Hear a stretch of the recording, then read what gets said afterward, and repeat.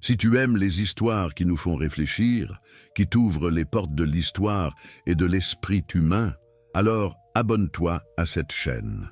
Ensemble, nous traverserons les siècles pour redécouvrir les vérités oubliées. Dis-moi, d'où regardes-tu cette vidéo? De quel pays? Et surtout, quelle heure est-il là où tu es? Si tu es sur ton téléphone, laisse un j'aime. Cela aide énormément cette histoire à atteindre d'autres curieux comme toi. Mais commençons. Il y a 2000 ans, dans les collines poussiéreuses de la Judée, un homme semblait bouleverser à lui seul l'équilibre fragile du monde. Cet homme, que beaucoup appelaient Rabbi, ne possédait ni armée, ni fortune, ni titre officiel. Pourtant, son nom allait ébranler les trônes, traverser les empires et diviser les siècles. Jésus de Nazareth. Comment un simple prédicateur a-t-il pu devenir l'ennemi de deux puissances à la fois, l'autorité religieuse juive et l'Empire romain? Était-il vraiment un danger politique, ou craignait-on en lui la force d'une idée nouvelle? Et si, derrière sa condamnation se cachait l'une des intrigues les plus complexes de l'Antiquité? Jérusalem, au 1er siècle, n'était pas la ville de spiritualité et de paix que beaucoup imaginent aujourd'hui. C'était une poudrière. Les Romains régnaient d'une main de fer, imposant des impôts écrasants, surveillant chaque murmure, chaque croyance. Le gouverneur, Ponce Pilate, devait maintenir l'ordre tout en évitant les révoltes constantes. Autour du temple, les prêtres et la classe sacerdotale vivaient dans un équilibre précaire. Ils détenaient un pouvoir religieux, mais ce pouvoir dépendait de leur capacité à coopérer avec Rome. Quiconque menaçait cet accord tacite devenait un problème.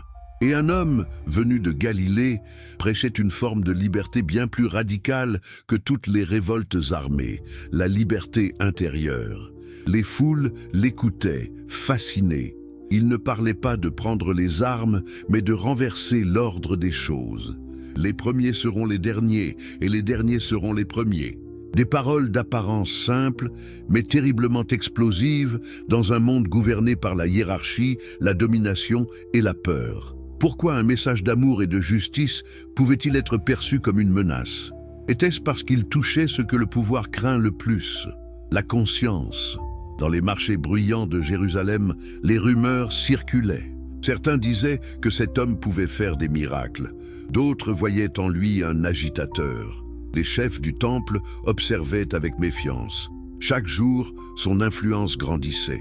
Chaque jour, la foule devenait plus nombreuse. Ils parlaient du royaume de Dieu, un royaume sans trône ni armée. Était-ce une allégorie ou un message codé? Pour Rome, toute référence à un royaume autre que le leur équivalait à une menace de sédition. Pour les prêtres, ce discours mettait en danger leur autorité spirituelle. Pourquoi le peuple aurait-il besoin d'eux? Si Dieu pouvait être trouvé directement au cœur de chaque homme, le message de Jésus allait donc à contre-courant de deux mondes, celui du politique et celui du sacré. Et c'est là que commence la tragédie, car entre la religion et le pouvoir, la vérité finit souvent crucifiée. Jésus venait de la Galilée, une région pauvre mais fière, souvent méprisée par les élites de Jérusalem. C'est là qu'il enseignait dans des villages, au bord du lac, parmi les pêcheurs et les femmes oubliées. Son message n'était pas celui d'un réformateur institutionnel. Il parlait d'une transformation individuelle, intime. Il ne proposait pas un nouveau système, mais un nouveau regard sur l'existence. Pourtant, plus il gagnait de disciples, plus sa présence devenait impossible à ignorer. Les chefs religieux s'interrogeaient.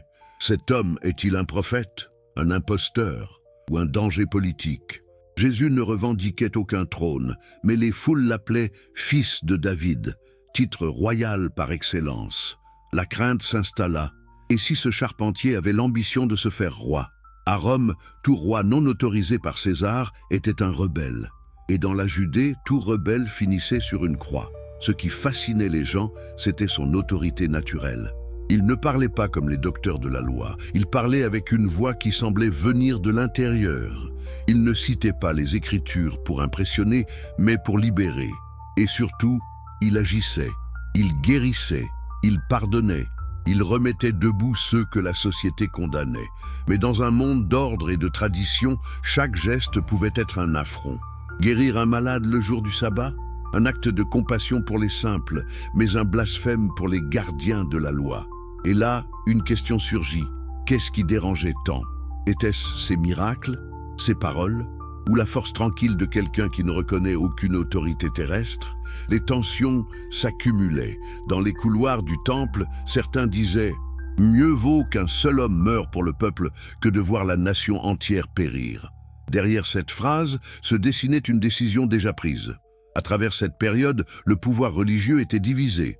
Les pharisiens, attachés à l'interprétation de la loi, les sadducéens, proches de l'aristocratie du temple, les esséniens, retirés dans le désert en quête de pureté spirituelle.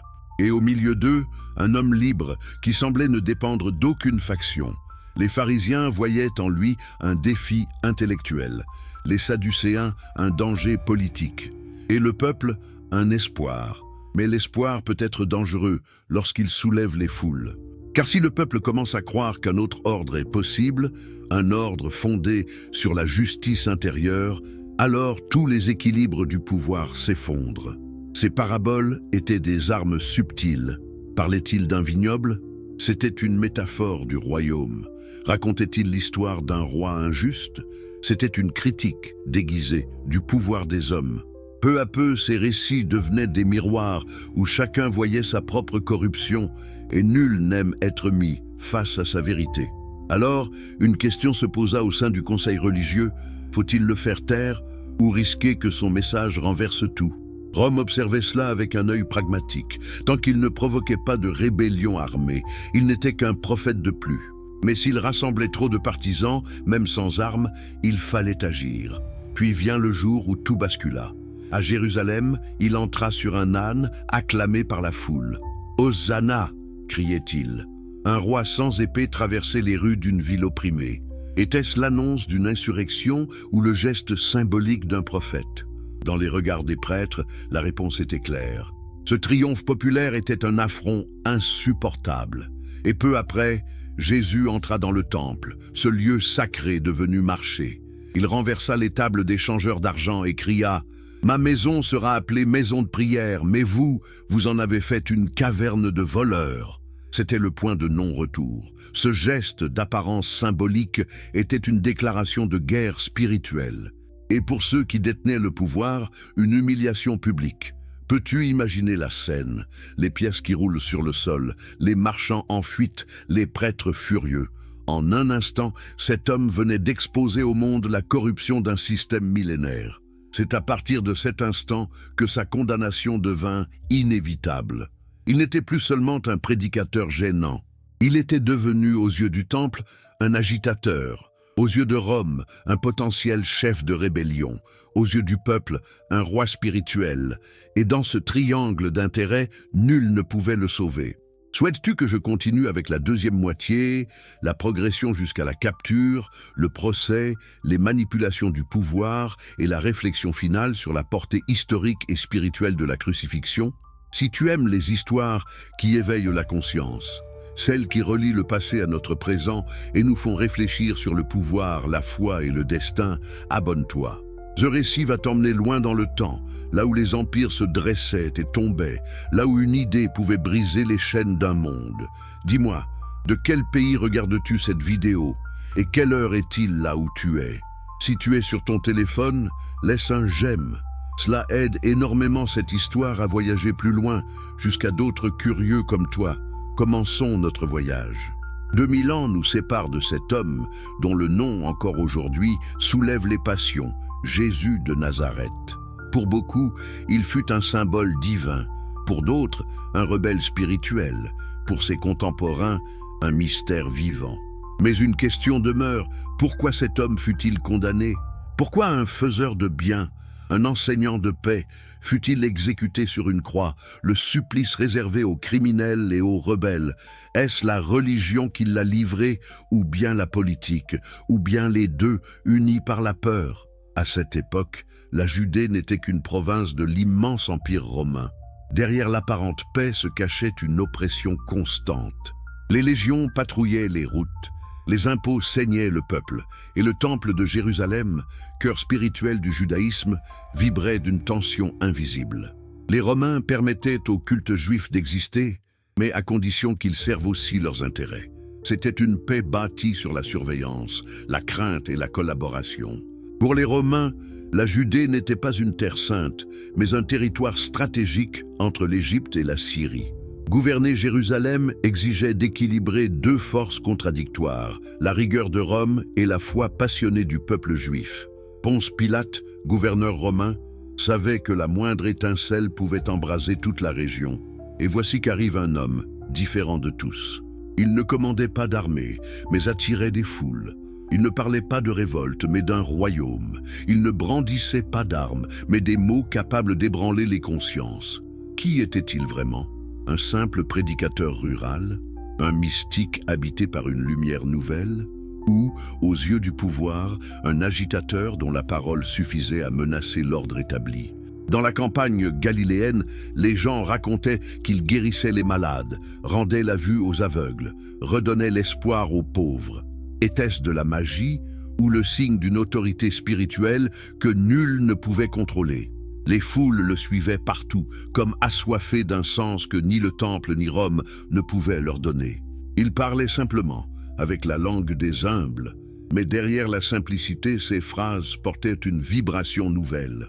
Son message n'appelait pas à la haine, mais à la liberté du cœur. Cette liberté qui rend tout pouvoir inutile. Et c'est là, peut-être, que résidait le danger.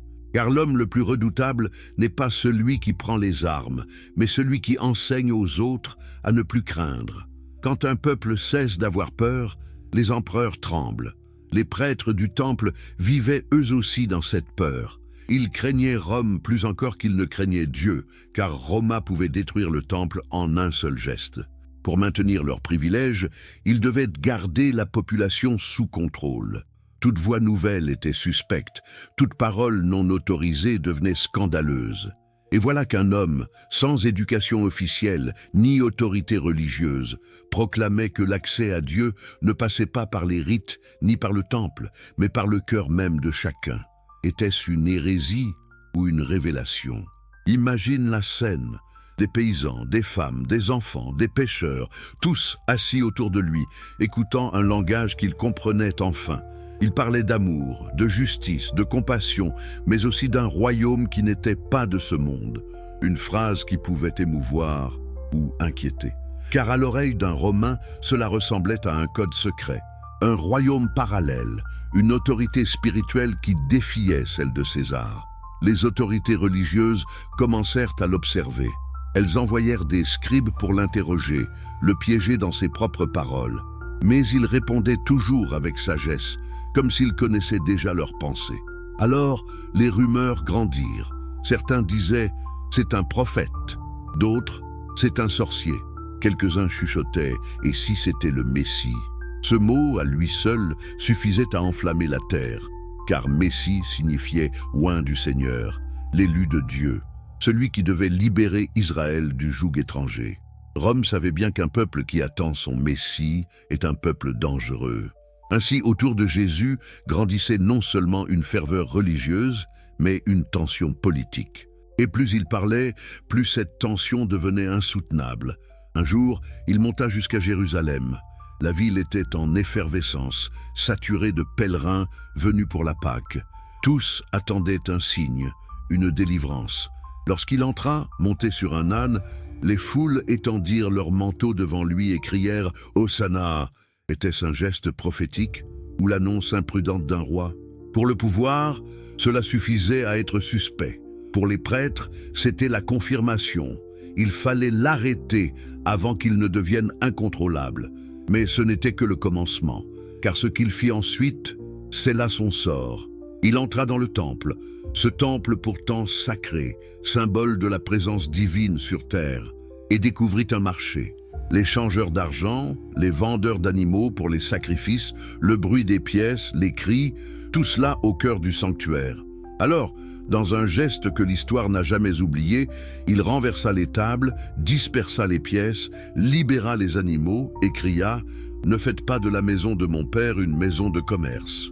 Ce fut un choc. Comment un homme pouvait-il se permettre de défier le temple en plein jour? Était-il fou? Était-il inspiré? Ce cri résonna jusqu'aux autorités religieuses et plus encore jusqu'aux oreilles du gouverneur romain. Les prêtres tinrent conseil. Cet homme dérangeait trop. Il fallait le faire taire, mais habilement, car la foule le considérait désormais comme un prophète. Le tuer ouvertement provoquerait une émeute. Il fallait le discréditer. Ainsi commença la surveillance. Des espions se mêlaient à la foule, notant ses paroles. Les pharisiens posèrent des questions pièges. Faut-il payer l'impôt à César? Une question destinée à l'écraser, car toute réponse serait une faute. Dire non signifiait rébellion. Dire oui, trahison religieuse. Mais il répondit: rendez à César ce qui est à César, et à Dieu ce qui est à Dieu. En une phrase, il échappa au piège et dénonça à la fois le pouvoir des hommes et leur avidité. Cette intelligence déroutante attisa la haine. Un homme capable de parler ainsi était dangereux, car il ne jouait dans aucun camp. Dans le cercle restreint des prêtres, l'inquiétude devint plan. Certains disaient: cet homme attire le peuple. D'autres répondaient: s'il attire le peuple, il provoquera Rome. Ce fut le début d'une alliance tacite entre la peur religieuse et la raison d'État. Ce que les évangiles présentent comme une trahison spirituelle fut d'abord une décision politique, car aux yeux des chefs, Jésus ne menaçait pas seulement leur foi, mais surtout leur position. Dans les ruelles de Jérusalem, la tension montait. Les soldats romains, casqués et silencieux, observaient les foules. Les prêtres complotaient. Et pendant ce temps, Jésus continuait d'enseigner, insouciant, parlant d'amour, alors que tout se préparait dans l'ombre pour le détruire. Peut-on imaginer plus grand contraste? Un homme prêchant la paix au milieu d'un monde bâti sur la crainte? Lui savait peut-être ce qu'il attendait, car plus d'une fois, il avait évoqué sa mort à venir. Le Fils de l'homme doit souffrir beaucoup, avait-il déclaré. Mais nul ne comprenait encore ce que cela signifiait. Autour de lui, ses disciples commençaient à s'interroger. Pourquoi risquer tout cela? Pourquoi ne pas se cacher? Pourquoi continuer à prêcher dans les rues alors que les plus puissants cherchaient à le faire taire? Était-ce une mission, une fatalité ou le prix inévitable de la vérité? Tandis que le soleil se couchait sur Jérusalem, les ombres s'allongeaient. Et dans ces ombres, les plans s'échafaudaient. La nuit tomba sur Jérusalem. Une nuit lourde, silencieuse, presque irréelle. Dans les ruelles étroites, les lampes à huile vacillaient, projetant des ombres sur les murs de pierre. Et tandis que la ville dormait, un petit groupe d'hommes avançait à pas discrets. Le bruit des sandales sur la poussière semblait étouffé par la peur. Quel secret portaient-ils? Quelle mission les amenait dans le jardin de Gethsémani, au pied du mont des Oliviers? Là, dans ce lieu tranquille, Jésus priait. Les évangiles rapportent ses larmes, sa solitude, son angoisse. On l'imagine agenouillé, le regard perdu, murmurant ces mots: « Que cette coupe passe loin de moi ». Était-ce la peur de la mort, ou la conscience douloureuse que son message allait être trahi? Soudain, des torches apparurent au loin.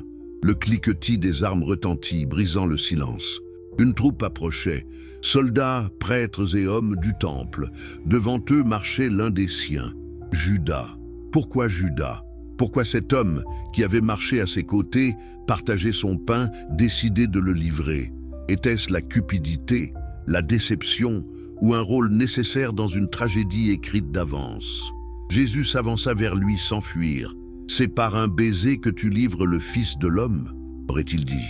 Et sur ces mots, l'histoire bascula. Les soldats s'emparèrent de lui. Les disciples, épouvantés, prirent la fuite. Dans la nuit, s'éleva le bruit des chaînes, puis le silence retomba comme un voile. Le pouvoir avait triomphé, du moins le croyait-on. Conduit dans la maison du grand prêtre, il fut interrogé à la hâte. Autour de lui, les visages se tendaient. Les juges cherchaient un motif, une accusation solide, mais aucune parole ne suffisait à justifier la mort. On invoqua le blasphème car il s'était appelé « Fils de Dieu ». Était-ce là un crime religieux ou une excuse pour masquer les vraies raisons? Car le vrai problème n'était pas théologique, il était politique. Les prêtres savaient qu'ils ne possédaient pas le droit d'exécuter un homme. Seul Rome pouvait ordonner la mort. Il fallait donc convaincre Ponce Pilate que cet homme représentait une menace pour l'ordre impérial. Ainsi, au matin, Jésus fut conduit devant le gouverneur. La lumière du jour naissant révélait une ville qui s'éveillait, inconsciente du drame qui se jouait. Pilate, assis sur son tribunal, observa l'homme qu'on lui présentait. Devant lui, ni armes, ni cris, ni haine, rien qui évoque un rebelle. Il demanda « Es-tu le roi des Juifs ?» Jésus répondit simplement « Tu le dis ». Cette réponse, énigmatique, laissait Pilate perplexe. Il ne voyait pas en lui un danger, mais une énigme. Pourquoi ces prêtres, habituellement prudents, insistaient-ils pour qu'il le condamne? Quelle menace pouvait bien représenter un prédicateur sans troupes ni richesses? Alors Pilate tenta d'esquiver. Il le renvoya à Hérode, le tétrarque de Galilée, espérant s'en débarrasser. Mais Hérode, amusé, le renvoya à nouveau. Aucun des deux ne voulait porter la responsabilité d'un jugement injuste. Pourtant, la pression montait. Les prêtres excitèrent la foule. « Il se dit roi », y crièrent-ils. « S'il se dit roi, il s'oppose à César. » Voilà le mot-clé. Dans un empire qui adorait César comme un dieu, toute autorité parallèle était un crime. Pas besoin d'épée ni de manifeste révolutionnaire. Il suffisait d'une idée. Rome pouvait tolérer beaucoup de choses, la diversité des cultes, la richesse des peuples conquis, les coutumes étrangères. Mais elle ne pouvait tolérer qu'un autre royaume se proclame au cœur de son pouvoir. Et ce royaume de Dieu, prêché par Jésus, devenait alors pour Pilate un casse-tête dangereux. Était-ce pour lui une doctrine spirituelle? Oui, mais pour la politique romaine, cela sentait la rébellion voilée. Pilate savait que la foule, en cette période de Pâques, pouvait exploser à tout moment. Les prêtres, eux, maniaient la rumeur et la peur. Si Rome voyait dans son gouvernement un homme trop faible, sa carrière était finie. Ainsi se joua un des moments les plus sombres et les plus cyniques de l'histoire. Pilate, convaincu de l'innocence de Jésus, chercha un compromis. Il le fit flageller. Peut-être espérait-il apaiser la colère du temple. Peut-être espérait-il que le sang versé suffirait à calmer la soif du pouvoir. Mais la foule ne voulait pas la flagellation, elle voulait la croix. Peux-tu imaginer cette scène? Un homme brisé par les coups, couvert de sang, présenté à la foule tandis que le gouverneur déclare « Ex homo, voici l'homme ». Et la foule, inlassable, répond « Crucifie-le ». Pourquoi tant de haine? Était-ce vraiment le peuple ou la peur orchestrée par une minorité? Était-ce la colère du fanatisme ou simplement la mécanique du pouvoir cherchant un bouc émissaire? Pilate tenta encore. Selon la coutume, il pouvait libérer un prisonnier. Il proposa « Qui voulez-vous que je relâche? Barabbas, le criminel, ou Jésus que l'on appelle Christ ?» Et la foule, ou ce qu'il en restait manipulé, choisit Barabbas. Ce choix ne fut pas seulement celui d'une foule éphémère, mais un symbole universel. Entre la violence familière et la vérité dérangeante, les hommes préfèrent souvent la première. Pilate se lava les mains, geste devenu éternel. Il déclara qu'il était innocent du sang de cet homme. Mais pouvait-il vraiment laver la culpabilité? Peut-on jamais se laver de la lâcheté politique? Et Jésus fut livré à la crucifixion. La condamnation romaine n'était pas qu'une exécution, c'était un message.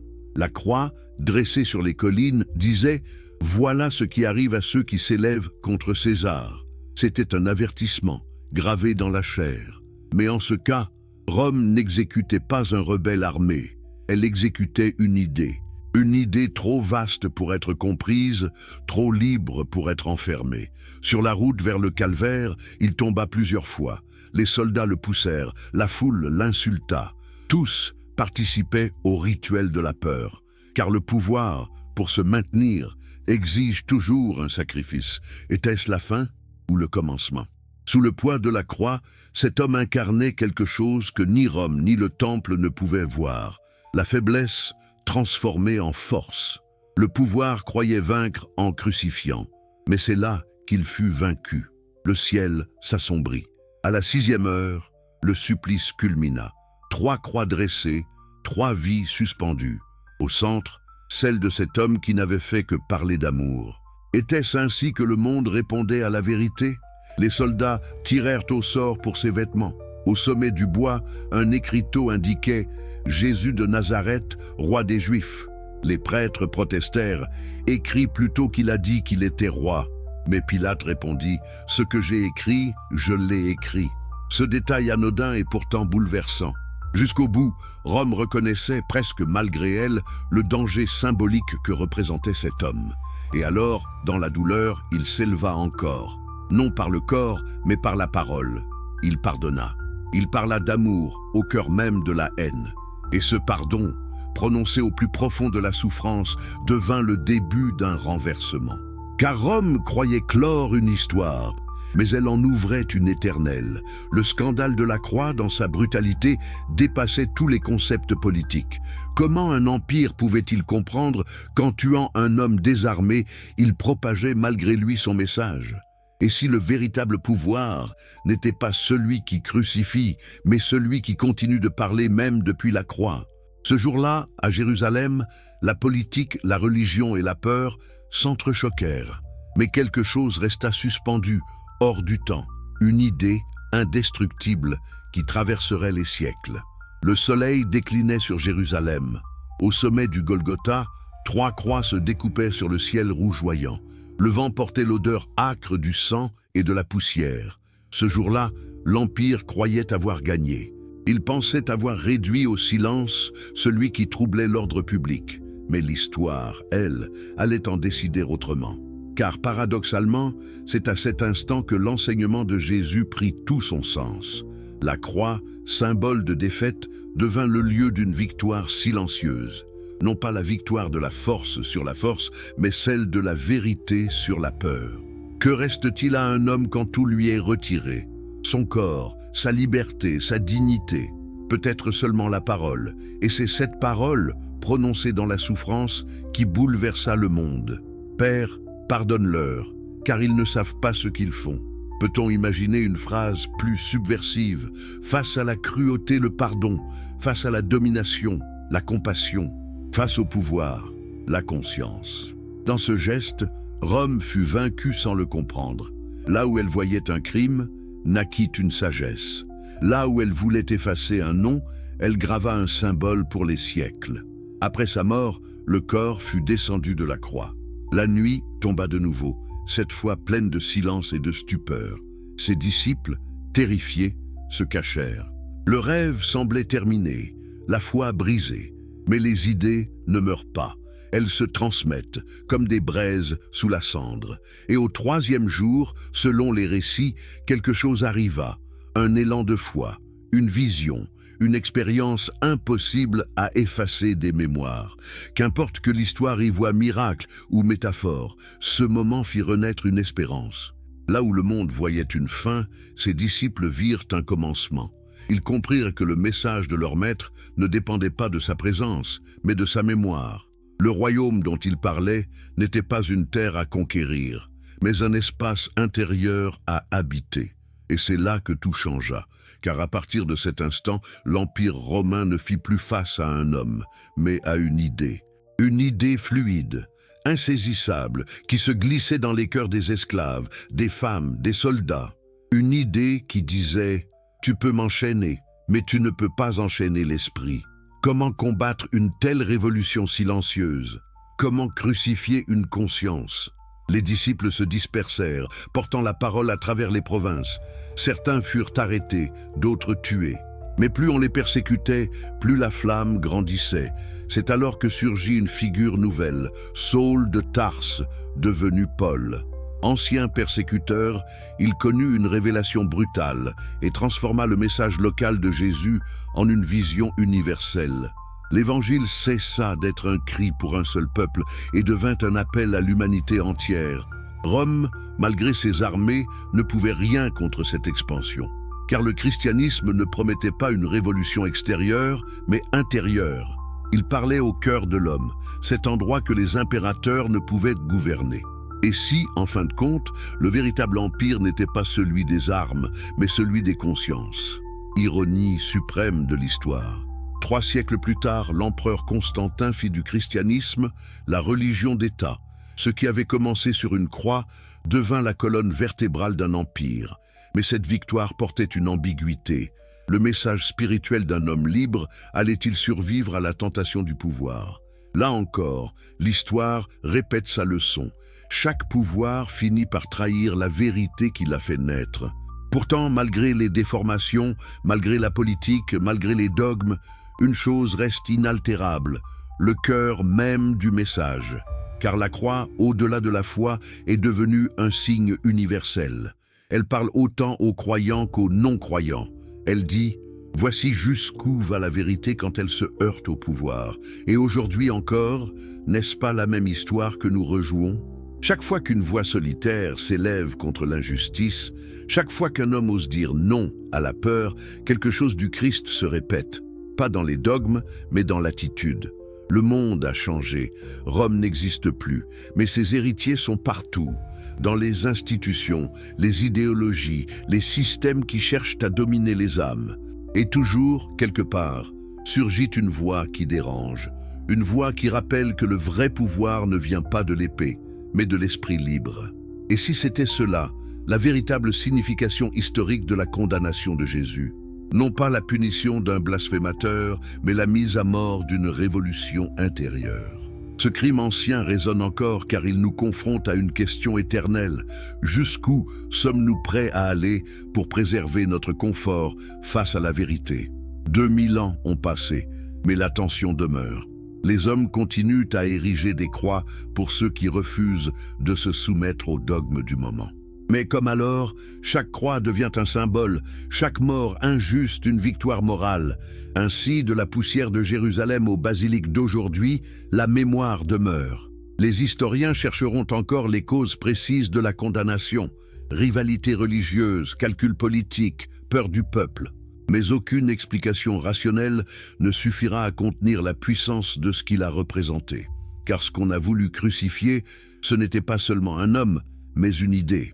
Celle que l'amour est plus fort que la peur, que la vérité est plus forte que la loi, et que la conscience humaine peut résister à tout empire. C'est cette idée, née sur une colline sous domination romaine, qui a traversé les siècles, inspiré des mouvements, renversé des trônes, apaisé des consciences.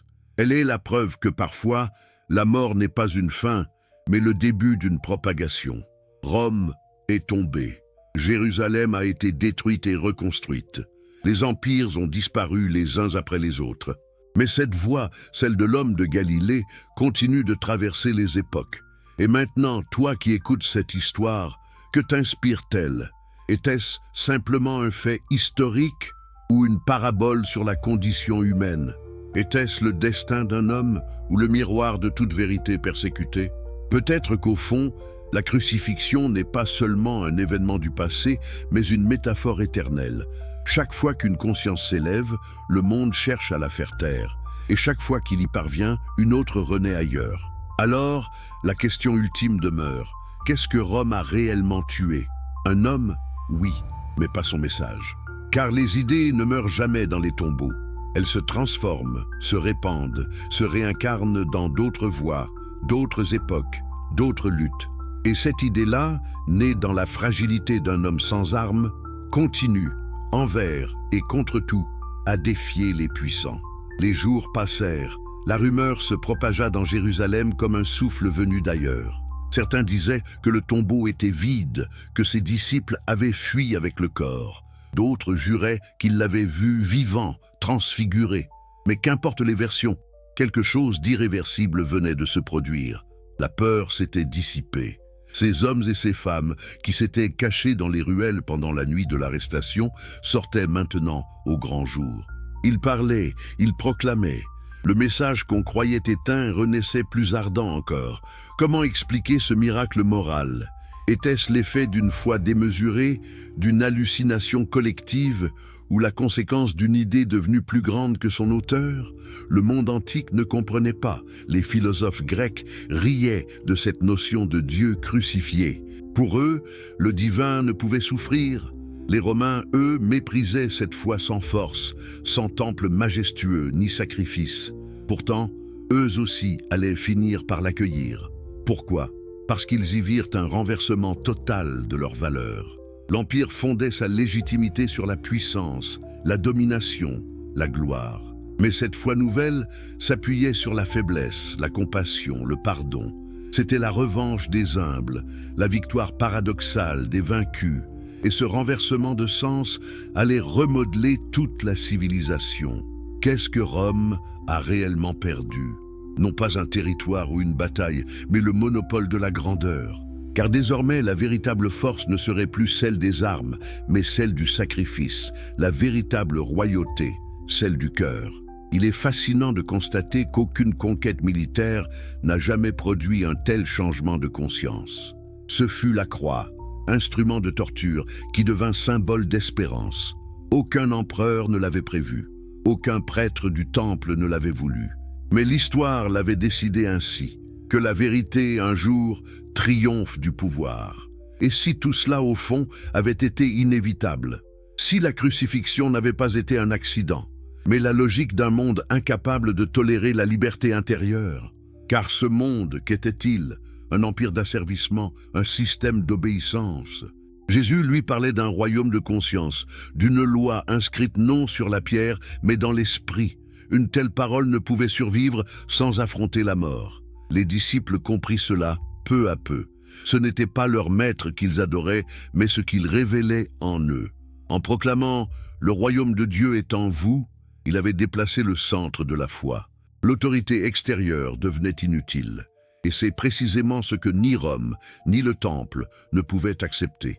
Les siècles passèrent. Les catacombes de Rome résonnèrent des prières des premiers chrétiens. On enterrait les martyrs à la lumière des torches. Et chaque exécution publique devenait un témoignage supplémentaire. Le sang des persécutés arrosait la semence de la foi. Plus on tuait, plus le mouvement grandissait. Cette histoire, à bien y réfléchir, ne cessera jamais de se répéter. Car chaque société, même moderne, rejoue ce même drame, celle de l'ordre établi face à la vérité dérangeante. Aujourd'hui encore, sous d'autres formes, d'autres systèmes, d'autres idéologies, les consciences libres sont menacées. Les empires ont changé de visage, mais ils poursuivent le même objectif, contrôler la pensée, uniformiser le monde. Et pourtant, malgré tout, un murmure ancien traverse encore l'humanité. Cette intuition qu'il existe, au-delà des lois et des dogmes, une vérité intérieure que personne ne peut crucifier. C'est peut-être cela le véritable héritage de Jésus. Avoir libéré l'esprit du besoin d'intermédiaire, avoir rendu à l'homme la possibilité d'un dialogue direct avec le divin, quel que soit le nom qu'on lui donne. Bien plus tard, des philosophes, des poètes, des révolutionnaires sauront reconnaître dans sa vie un modèle d'émancipation. Spinoza, en exilé d'Amsterdam, écrira que la religion authentique n'est rien d'autre que la justice et la charité. Nietzsche, dans son paradoxe douloureux, verra en Jésus non un fondateur de religion, mais le seul chrétien véritable. Même les sceptiques verront dans sa mort la plus puissante des métaphores. Et toi, 2 millénaires plus tard, qu'en fais-tu? Que représente cette histoire pour nous, habitants d'un monde saturé d'images, de bruits, d'informations? Sommes-nous si différents des foules de Jérusalem? Ne continuons-nous pas à acclamer puis à crucifier, à chercher des héros puis à les détruire? Car c'est là peut-être la leçon la plus amère. La vérité, lorsqu'elle surgit, dérange toujours les puissants et fatigue toujours les foules. Mais elle ne meurt jamais. Sous toutes ses formes, elle revient comme le printemps après l'hiver, comme la lumière après la nuit. Elle revient dans chaque acte de courage, dans chaque voix libre, dans chaque geste d'amour désintéressé. Elle revient chaque fois qu'un être humain choisit la conscience plutôt que la peur. Et peut-être qu'au fond, c'est cela le sens caché de la crucifixion. Aucune puissance n'est éternelle, sauf celle de la conscience. Si Jésus fut condamné, ce n'est pas parce qu'il fut compris, mais parce qu'il fut trop vrai pour ce monde. Son existence même révélait la faillite des systèmes, des apparences et des hypocrisies. Son regard sur l'homme était un miroir, et ce miroir brisait les illusions. On ne crucifie jamais seulement un homme, on crucifie le reflet que cet homme renvoie. Ainsi, de siècle en siècle, son image demeure, non pas pour imposer une religion de plus, mais pour rappeler, inlassablement, qu'il existe une autre manière de vivre, libre, consciente, aimante. Et si Rome a disparu, si le temple est tombé, c'est que tout ce qui repose sur la peur finit par s'effondrer. Mais ce qui repose sur la vérité, même invisible, continue de croître. Peu importe désormais les querelles de doctrine, les disputes théologiques, les divisions d'église. Au-delà de tout cela, il reste ce mystère simple. Un homme, sans armes et sans trône, dont la parole a traversé les empires et les siècles et qui encore aujourd'hui continue de troubler les puissants et d'éveiller les consciences. Alors regardons ce récit non comme un souvenir, mais comme un miroir. Chaque génération porte sa propre Rome, son propre temple, ses propres Judas et aussi son propre Messie. Celui ou celle qui, un jour, dira ce que personne n'ose dire. Et toi, que feras-tu ce jour-là? Seras-tu dans la foule, muet, ou marcheras-tu auprès de celui qui parle? Car au fond, la véritable crucifixion n'est pas dans le passé. Elle se rejoue chaque fois que le courage rencontre la peur. Cette histoire, vieille de 20 siècles, n'est pas une légende éloignée. Elle est notre histoire. Celle de l'humanité qui cherche la liberté et qui, trop souvent, la condamne au nom de la sécurité. Mais tant qu'il restera sur terre une seule conscience capable de dire « Je préfère la vérité à la peur », le message de Jésus ne sera jamais mort. Et c'est peut-être cela, la vraie résurrection, non un miracle visible, mais une fidélité invisible. Une persistance de la lumière dans l'obscurité du monde. Car ce qu'il a laissé, ce n'est pas une religion, mais une direction. Marcher vers plus de vérité, plus de justice, plus d'amour. Et cette marche n'est pas terminée. Si tu aimes les histoires qui te remuent, celles qui parlent d'hommes et de civilisations, de vérités enfouies et de destins brisés, alors abonne-toi, car ce récit n'est pas comme les autres. Dis-moi, de quel pays regardes-tu cette vidéo? Quelle heure est-il là où tu es? Et surtout, si tu es sur ton téléphone, laisse un « j'aime ». Cela aide énormément cette histoire à voyager, à atteindre d'autres curieux comme toi. Il y a 2000 ans, sous un soleil brûlant, au cœur d'une province que Rome surveillait avec méfiance, un homme marchait parmi les foules. Il parlait de paix à un peuple lassé par la guerre, de liberté à un peuple enchaîné, d'amour à un monde de contrôle et de peur. Son nom, Jésus de Nazareth. Mais qui était-il vraiment? Un rebelle spirituel, un prédicateur naïf ou un danger invisible pour ceux qui détenaient le pouvoir? Jérusalem, à cette époque, n'était pas ce sanctuaire de silence que l'on imagine. C'était une ville nerveuse, éclairée par le vacillement des torches romaines. Le temple dominait la colline, vaste, imposant, riche en sacrifices et en secrets. Tout autour, la misère, la poussière, la peur des légions et l'attente.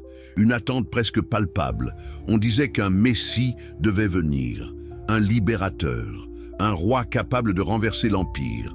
C'était l'espoir des opprimés, le cauchemar de ceux qui gouvernaient. Et voilà qu'un homme, venu des campagnes galiléennes, commençait à parler avec une autorité que personne n'avait jamais entendue. Il ne criait pas, il ne menaçait pas. Il racontait des histoires, de simples paraboles qui frappaient comme des éclairs. Il disait « Heureux les pauvres, car le royaume de Dieu est à eux ». Des mots innocents, pas pour Rome, car dans ces mots, il y avait une idée capable d'ébranler un empire, celle que la dignité humaine ne dépend d'aucun César. Les prêtres du temple l'observaient, inquiets. Chaque jour, sa popularité grandissait. Les foules se rassemblaient autour de lui. Il guérissait les malades, parlait aux femmes, aux prostituées, aux collecteurs d'impôts. Il faisait ce que personne n'avait osé faire, traverser les murs invisibles d'une société figée. Mais dans chaque société, celui qui dérange l'ordre finit toujours par devenir un ennemi. Était-ce inévitable? Oui, parce que l'ordre établi repose sur la peur, et lui, il parlait d'amour. Pourtant, son royaume n'était pas de ce monde, c'est ce qu'il répétait. Mais comment l'expliquer à des hommes qui ne croient qu'au pouvoir terrestre, à la domination, à la hiérarchie? Quand il disait « royaume de Dieu », beaucoup entendaient « révolution ». Et Rome, dans son langage, ne faisait pas de différence. Alors, les rumeurs commencèrent à circuler. Était-il le Messie? Était-il le fils de David? Un roi? Ou un fou? Les autorités du temple, surveillant la ferveur populaire, comprirent qu'elles risquaient tout, leur pouvoir spirituel, leur équilibre fragile avec Rome, leur sécurité.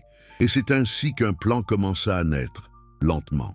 Dans le silence des réunions nocturnes, sous la lueur des lampes à huile. Mais lui, pendant ce temps, continuait de parler. Il disait que la loi n'avait de sens que si elle servait la vie, que la pureté ne se mesurait pas dans les rituels, mais dans le cœur, qu'un homme vaut plus qu'un sabbat. Ces paroles, pourtant pleines de compassion, étaient des coups de tonnerre pour l'élite religieuse. Imagine, un simple charpentier sans fonction officielle, osant dire aux sages du temple que Dieu regardait le cœur plus que les sacrifices. C'était une hérésie vivante. Il entra dans Jérusalem pour la Pâque, accompagné de ses disciples. Des foules entières l'acclamèrent. Elles criaient « Hosanna !» et chaque cri résonnait comme une provocation. Un homme monté sur un âne, salué comme un roi dans la ville du pouvoir religieux, la scène avait tout d'un défi symbolique. Puis vint le geste fatal. Il pénétra dans le temple, regarda les changeurs d'argent, les tables croulant sous les pièces et les colombes destinées au sacrifice. Il sentit la colère monter, non contre les hommes, mais contre ce qu'ils avaient fait du sacré. Alors, d'un geste d'une audace incroyable, il renversa les tables. Les pièces se répandirent sur le marbre. Les marchands crièrent. Le silence fut brisé. Et il déclara « Ma maison sera appelée maison de prière. Mais vous en avez fait une caverne de voleurs. » Ce cri traversa le temps. Et ce jour-là, sa condamnation devint inévitable. À partir de cet instant, il n'était plus seulement un prophète gênant. Il était une menace publique. Un homme qui expose la corruption d'un système ne peut plus être toléré par ceux qui en vivent. Les prêtres décidèrent de le faire arrêter. Mais comment? Il était protégé par la foule. Il fallait l'isoler. Et c'est à ce moment que Judas apparut. Encore aujourd'hui, son geste reste un mystère. Était-ce la trahison d'un homme déçu, un calcul politique ou une mission nécessaire dans le déroulement du destin? Ce que l'on sait, c'est qu'une nuit, dans le jardin de Gethsémani, il s'approcha, entouré de soldats. Il s'avança vers son maître et le désigna d'un baiser. Le signe du repérage devint le symbole éternel de la trahison. Les torches, les cris, les chaînes, et lui, silencieux. Il ne résista pas. Il savait que chaque pas le rapprochait de son destin et que refuser serait été trahir sa propre parole. Mené d'abord devant le grand prêtre, il fut interrogé sans répit. « Es-tu le Fils de Dieu ?» demandèrent-ils. « Tu l'as dit », répondit-il. Ce fut suffisant pour décider sa mort. Mais les prêtres n'avaient pas le droit d'exécuter. Il fallait Rome. Il fallait Pilate. Au matin, on le conduisit devant le gouverneur. Pilate, ce Romain endurci, avait vu tant de rebelles, de fanatiques, de menteurs. Mais cet homme, là, debout, n'avait rien d'un criminel. « Es-tu le roi des Juifs ?» demanda-t-il. « Tu le dis », encore une fois, cette phrase énigmatique. Ni oui, ni non, la vérité entre les mots. Pilate comprit qu'il avait affaire à quelqu'un d'autre, d'indomptable. Les prêtres criaient, la foule s'agitait, et le gouverneur hésitait. Il ne voulait pas ce sang sur les mains, mais il savait ce que coûtait la désobéissance à l'ordre impérial. Alors, il fit ce que font souvent les puissants, il choisit la facilité du compromis. Il fit flageller Jésus, pensant calmer la foule par la souffrance, mais la foule en voulait plus, toujours plus. « Crucifie-le » hurla-t-il. Et l'histoire décida de suivre son cours. Sur la route du calvaire, il chuta plusieurs fois. Chaque pas résonnait comme une question. Pourquoi? Pourquoi la vérité finit-elle toujours par être crucifiée? Pourquoi l'amour déclenche-t-il la peur? Pourquoi les foules détruisent-elles ce qu'elles acclament? Sous le poids du bois, son silence en disait plus que 1000 discours. Il allait mourir, oui, mais pas en vain, car son message, personne ne pourrait plus le crucifier. Le ciel s'assombrissait lentement au-dessus de Jérusalem. L'air portait une odeur métallique, comme si la terre elle-même pressentait le drame à venir. Des soldats romains ouvraient la marche, indifférents, habitués à la douleur humaine. Derrière eux, vacillant sous le poids de la croix, avançait un homme dont le visage n'était plus qu'une ligne de sang et de poussière. La foule criait, certains pleuraient, d'autres insultaient, et lui, silencieux, aucun reproche. Seulement le souffle court et la fatigue infinie. Pourquoi cette mise en scène? Pourquoi Rome aimait-elle tant montrer ses exécutions? Parce qu'elle savait que la peur est l'arme la plus efficace pour gouverner. Chaque crucifixion était un rappel. Voilà ce qui attend quiconque défie l'ordre impérial. Rome ne punissait pas seulement les corps, elle éteignait les idées. Mais cette fois, l'idée était plus forte que l'Empire. Arrivé au sommet, il tomba à genoux. Le bois tomba avec fracas. Les soldats le saisirent brutalement, lui déchirèrent ses vêtements, puis l'allongèrent sur le sol. Le bruit du marteau résonna dans la vallée. 1, 2, 3 coups, et le monde s'arrêta. Le bois vibra, le ciel se couvrit de nuages. La douleur traversa le corps, mais pas un cri de haine ne sortit de sa bouche. Seulement un souffle. « Père, pardonne-leur, car ils ne savent pas ce qu'ils font. » Ces mots peuvent-ils être humains? Peut-on pardonner au moment même où l'on meurt injustement? C'est ce jour-là que l'amour atteignit sa limite la plus extrême, aimer jusqu'à la fin, même ceux qui frappent. Dans la foule, les prêtres observaient. Ils avaient gagné, croyaient-ils. Le danger était écarté, la paix revenue. Mais sans s'en rendre compte, ils venaient de créer quelque chose de bien plus grand, un symbole indestructible. Pilate, lui, restait troublé. Il avait fait placer au-dessus de la croix une inscription. Jesus Nazarenus, Rex Judaeorum. Jésus de Nazareth, roi des Juifs. Les prêtres protestèrent.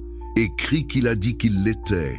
Mais le gouverneur répondit, « Ce que j'ai écrit, je l'ai écrit. » C'était peut-être son dernier acte de justice ou son ultime provocation. Le vent soufflait fort. Le ciel devint presque noir. La foule commença à se disperser, honteuse, confuse. Le spectacle était terminé. Mais pour quelques témoins, quelque chose se passait, un silence différent, une paix étrange, comme si le monde retenait son souffle. À cet instant précis, sur le mont du supplice, le pouvoir venait d'être renversé. L'Empire croyait dominer la chair, lui dominait déjà les consciences. Ce qui meurt sur la croix, c'est le corps. Mais ce qui naît, c'est l'idée. Et cette idée, personne ne la crucifiera plus jamais. Sous la croix, une femme se tenait debout. Sa douleur ne criait pas. Elle contenait tout le poids du monde. Ses yeux fixaient son fils comme s'il voulait retenir sa dernière image. Cette image allait traverser les siècles, devenir tableau, prière, miroir. Un fils qui meurt, une mère qui regarde. Tout l'amour et toute la souffrance du monde dans un seul échange de regards. Puis, lentement, le silence revint. Un soldat perça le flanc du supplicié. L'eau et le sang s'écoulèrent. Et le monde sembla se vider avec lui. Ce moment précis, pour les croyants, est le centre du temps. Pour l'histoire, c'est un choc politique. L'exécution d'un prophète qui n'avait commis aucun crime. Et si ce crime n'était pas celui d'un individu, mais celui d'un système, tout empire, pour survivre, doit prouver que personne n'est au-dessus de lui. Alors, Rome, en le tuant, croyait affirmer sa supériorité, mais en réalité, elle révélait sa peur. 3 croix sur une colline, 3 condamnés, 3 destins suspendus. À gauche, un voleur, à droite, un criminel. Et au centre, un homme qui n'avait jamais brandi d'arme. Pourquoi celui-là, entre les deux? Parce qu'il représentait l'avenir, la possibilité d'un monde sans domination. Et ce monde-là, l'Empire ne pouvait pas le tolérer. Le soir tomba, on descendit les corps, le vent se calma, le corps fut confié à Joseph d'Arimathie, placé dans un tombeau taillé dans la pierre, une pierre roulée, un silence. Et l'histoire aurait pu s'arrêter là. Mais 3 jours plus tard, tout recommença. Les récits racontent la stupeur, la lumière, le tombeau vide. Les historiens doutent, mais les faits importent moins que la force que ce récit dégagea. Car à partir de ce moment-là, quelque chose d'inédit surgit. La peur s'éteignit. Ceux qui s'étaient cachés reprirent la parole.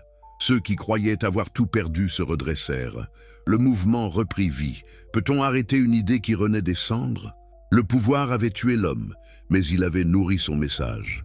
Et ce message allait se répandre, porté par la voix des témoins. Un nouveau royaume, celui de la conscience, était né. L'Empire, lui, continua à crucifier. Mais chaque croix nouvelle rappelait la première, comme un écho sans fin. On peut tuer l'homme, mais pas l'esprit. Un jour, même César comprit qu'il ne pouvait lutter contre cette flamme. Les siècles allaient passer et les empires tomber. Pourtant, sur toutes les terres conquises, on verrait ce même signe. 2 barres de bois croisées, dressées vers le ciel. Elle fut symbole de mort, puis d'espérance.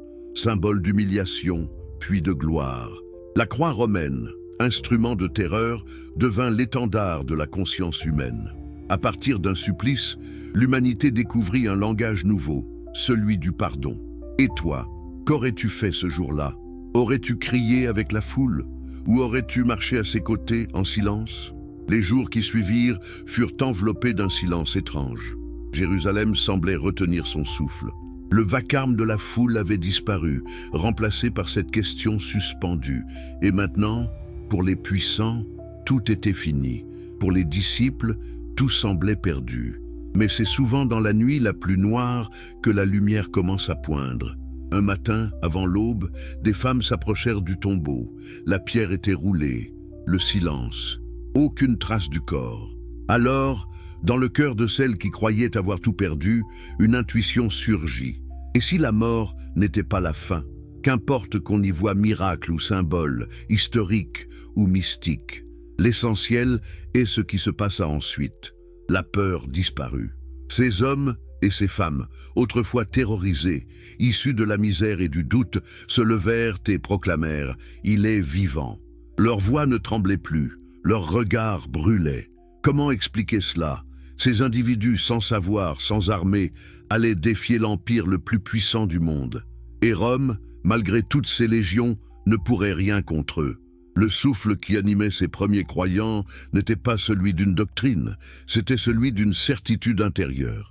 Ils avaient compris que la véritable victoire ne consiste pas à dominer, mais à se donner, que la fidélité à une vérité vaut plus que la sécurité face au pouvoir. Ainsi naquit ce qu'on appellera plus tard l'Église, non pas comme une institution, mais comme un élan, une fraternité invisible reliant les consciences. Les premiers mois, tout se fit dans le secret. Les réunions se tenaient dans des maisons, dans les grottes, dans les catacombes. Les autorités croyaient qu'il s'agissait d'un petit groupe fanatique. Mais déjà, le feu se répandait. Et plus Rome frappait, plus le feu grandissait. Le sang des martyrs devient souvent la semence des idées. Chaque prison, chaque supplice, chaque cri faisait naître un témoin de plus. Car ceux qu'on méprise sont souvent ceux qui portent la vérité. Bientôt, le nom de Jésus parcourut les routes de l'Empire, d'Antioche à Rome, de Corinthe à Alexandrie. Des marchands parlèrent de lui sur les marchés, des philosophes débattaient dans les écoles, des esclaves murmuraient ses paroles dans les tavernes, et ainsi commença le plus étrange des renversements. L'Empire voulut étouffer une voix, mais cette voix devint langue du monde. Rome ne comprenait pas. Comment un message de faiblesse pouvait-il résister à sa force? Mais la faiblesse, lorsqu'elle est vraie, devient puissance, car la vérité n'a pas besoin d'épée. Elle se propage comme la lumière, d'un regard à l'autre, d'un cœur à l'autre. Paul, autrefois ennemi du mouvement, devint son plus ardent défenseur.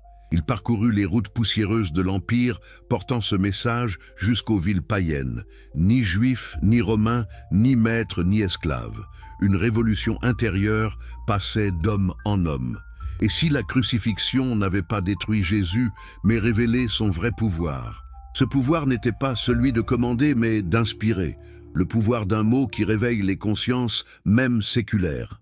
Le pouvoir de dire à chaque être humain « Tu vaux autant qu'un empereur, car tu portes en toi la lumière ». Pour l'Empire, c'était un scandale, car un monde fondé sur la hiérarchie ne peut accepter une vérité qui rend tous les hommes égaux. Alors, encore et encore, on tenta d'éteindre la flamme. Des hommes furent livrés aux bêtes, d'autres crucifiés sur les routes, d'autres encore brûlés dans les arènes. Mais un jour, ironie du destin, cette fois des esclaves monta jusqu'au palais. Elle toucha l'épouse d'un général, puis un consul, puis lentement un empereur. Quand Constantin leva les yeux vers le ciel avant la bataille du pont Milvius, la légende dit qu'il vit une croix et ces mots « In hoc signo vinces » par ce signe, tu vaincras. L'Empire venait d'être conquis, non par les armes, mais par une idée crucifiée 3 siècles plus tôt. Mais chaque victoire a son prix. Quand la foi se fit loi, quand les catacombes laissèrent place aux basiliques, l'esprit originel se perdit peu à peu sous les ors du pouvoir. Les empereurs se firent baptiser, les rois se couronnèrent sous le signe de la croix. Mais qu'en restait-il de la parole pure du charpentier de Galilée? Peut-être est-ce là le plus grand paradoxe de l'histoire. La vérité la plus libre finit toujours, tôt ou tard, par être institutionnalisée.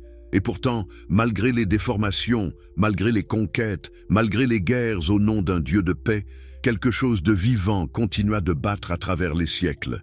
un écho, un souffle, dans les monastères du désert, dans les chants grégoriens des abbayes, dans les larmes silencieuses des mystiques. Le message originel, celui du pardon et de la liberté intérieure, ne mourut jamais. Car même sous les ruines des empires, l'homme cherche toujours cette lumière. Peut-on dire que tout cela a commencé avec un échec? Oui, si l'on ne regarde que la croix. Mais si l'on regarde l'histoire entière, cette croix marque non pas une chute, mais une naissance lente, douloureuse, infinie. 2000 ans n'ont passé, le monde a changé, les empires se sont effondrés, les rois sont tombés, les armées se sont éteintes dans la poussière, mais son nom, celui d'un homme sans armes, sans royaume et sans tombeau, continue de traverser les siècles. Pourquoi? Parce qu'il n'a jamais appartenu à aucun pouvoir, parce qu'aucun empire n'a pu le récupérer totalement. Parce qu'il a parlé directement à ce qu'il y a de plus intime en nous, la conscience. Ce que Rome voyait comme une menace politique, ce qu'Israël craignait comme une hérésie religieuse, était en réalité une révolution intérieure, une invitation à se libérer de toutes les chaînes, y compris celle de la peur. Et c'est pour cela qu'il a été condamné. Pas pour des raisons théologiques, pas pour un délit de parole, mais parce que son existence même montrait une vérité que les puissants ne supportent pas, qu'ils ne sont pas nécessaires pour relier l'homme à Dieu. Dans un monde régi par la domination, dire que chaque être humain peut accéder à la lumière était un acte de rébellion. Et cette rébellion douce et silencieuse continue encore aujourd'hui. Regarde autour de toi. Les temples sont différents, les drapeaux ne sont plus les mêmes, mais la peur est toujours là, toujours la même mécanique. Ceux qui dominent veulent convaincre les autres qu'ils ne peuvent vivre sans eux. Et toujours, quelque part, surgit une voix qui dit « Tu n'as besoin que de ton cœur pour être libre ». C'est cette voix, vieille de 20 siècles, qui résonne encore à travers les tragédies et les renaissances, les guerres et les révoltes. Elle traverse chaque époque, sous d'autres noms, dans d'autres langues, mais toujours avec la même étincelle. La vérité ne s'impose pas, elle se révèle. On dit souvent que l'histoire est écrite par les vainqueurs. Mais ici, c'est le vaincu qui a écrit la plus longue histoire de l'humanité. Celui qu'on a crucifié demeure plus vivant dans la mémoire du monde que tous les empereurs réunis. Pourquoi?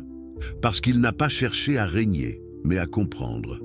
Parce qu'il n'a pas pris le pouvoir, mais l'a retourné contre lui-même. Le pouvoir tue pour durer, la vérité accepte de mourir pour renaître. Les philosophes, les poètes, les sceptiques, les croyants, tous reviennent un jour ou l'autre à cette figure. Pas forcément au dogme, mais à la question qu'elle porte. Qu'est-ce que l'homme? Un être né pour obéir ou pour choisir? Un corps destiné à servir ou une conscience capable de s'élever? Ce sont ces questions, bien plus que les miracles, qui ont changé le monde. Chaque siècle qui passe donne un nouveau visage à son message. Au Moyen Âge, il fut roi céleste. À la Renaissance, idéal de vertu. Au siècle des Lumières, symbole de liberté. Au XXe siècle, figure de résistance morale face à la barbarie. Et peut-être qu'au XXIe, il redeviendra ce qu'il fut à l'origine. Une voix libre, sans religion, sans statut, sans chaîne. Une parole qui dit à chacun « aime », même quand le monde te rejette. Pardonne, même quand tout te pousse à haïr. Tiens-toi debout, même quand tout s'effondre. Alors, peut-être que la crucifixion, ce n'était pas seulement la mort d'un homme, mais la naissance de l'humanité consciente d'elle-même. Car depuis ce jour, chaque fois qu'un homme se dresse pour dire la vérité, chaque fois qu'une femme refuse de se taire, chaque fois qu'un cœur choisit la bonté plutôt que la peur, quelque chose du Christ revit. Voilà pourquoi on ne peut pas comprendre son histoire sans se regarder soi-même. Ce récit n'est pas celui d'un autre, c'est le nôtre. Nous portons tous notre part de Rome, celle qui juge et crucifie, et notre part de Galilée, celle qui pardonne et espère. À la fin, la question ne sera pas « Que croyais-tu ?» mais « As-tu aimé ?» Parce que c'est là, dans ce simple mot, que se cache tout le sens de cette histoire. Ni trône, ni temple, ni croix ne peuvent enfermer la vérité.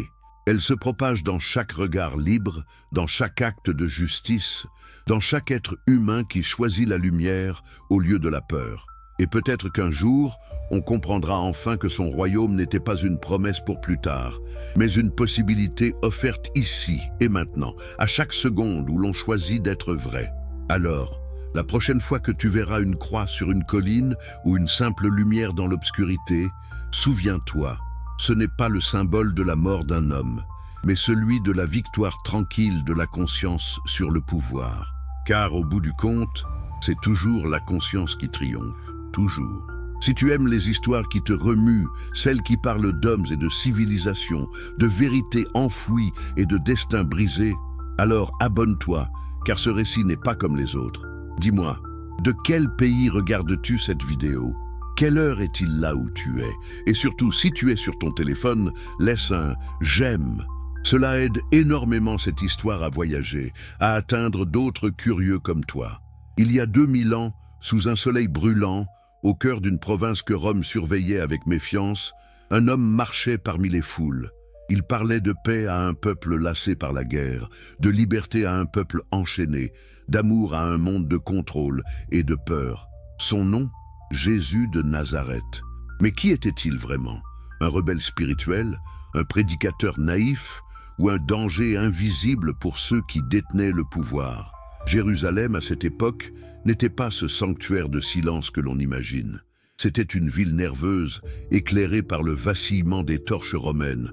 Le temple dominait la colline, vaste, imposant, riche en sacrifices et en secrets.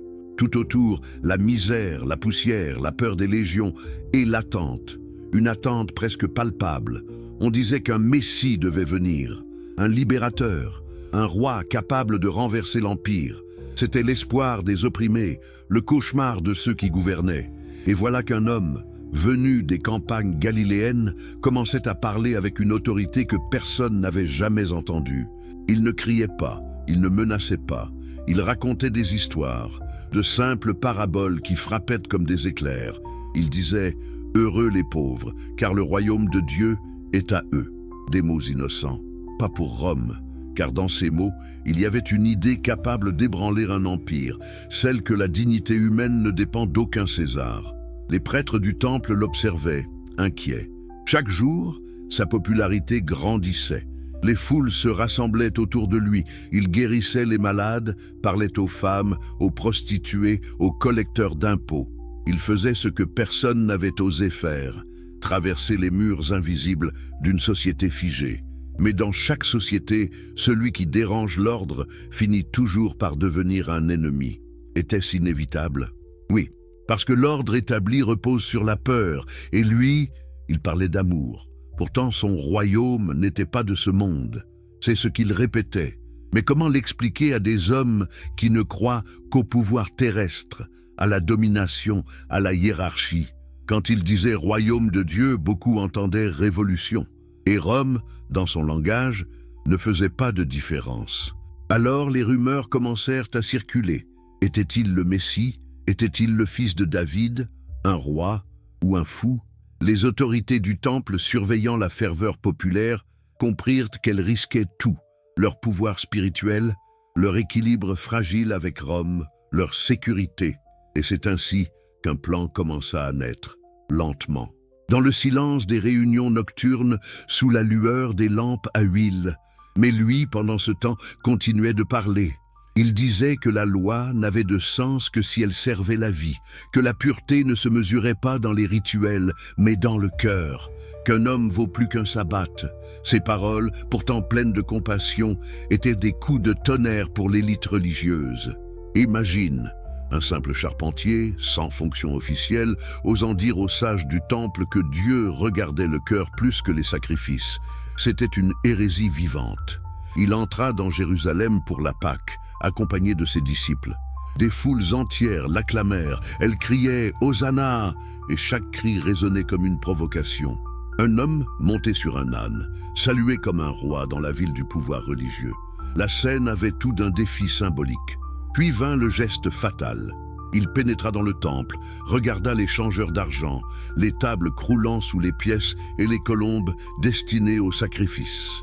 Il sentit la colère monter, non contre les hommes, mais contre ce qu'ils avaient fait du sacré.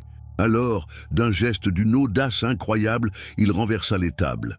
Les pièces se répandirent sur le marbre, les marchands crièrent, le silence fut brisé, et il déclara « Ma maison sera appelée maison de prière, mais vous en avez fait une caverne de voleurs. » Ce cri traversa le temps, et ce jour-là, sa condamnation devint inévitable. À partir de cet instant, il n'était plus seulement un prophète gênant. Il était une menace publique. Un homme qui expose la corruption d'un système ne peut plus être toléré par ceux qui en vivent. Les prêtres décidèrent de le faire arrêter. Mais comment? Il était protégé par la foule. Il fallait l'isoler. Et c'est à ce moment que Judas apparut. Encore aujourd'hui, son geste reste un mystère. Était-ce la trahison d'un homme déçu, un calcul politique ou une mission nécessaire dans le déroulement du destin? Ce que l'on sait, c'est qu'une nuit, dans le jardin de Gethsémani, il s'approcha, entouré de soldats. Il s'avança vers son maître et le désigna d'un baiser. Le signe du repérage devint le symbole éternel de la trahison. Les torches, les cris, les chaînes. Et lui, silencieux.